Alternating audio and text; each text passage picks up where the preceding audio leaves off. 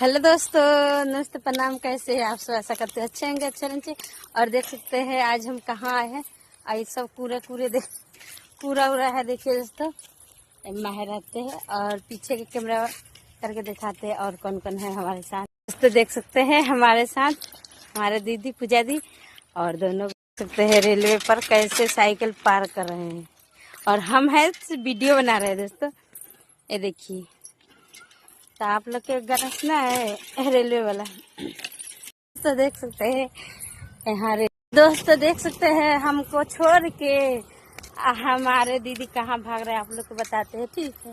कि कितना गद्दारी कर रहे हैं, आगे आगे भाग रहे हैं, हम पीछे से वीडियो बना रहे हैं दोस्तों। तो आप लोग वीडियो में बना लेंगे, ठीक है दोस्तों। और कहाँ गए थे बताते हैं उनको लग जाके। रुकम कि ना है दीदी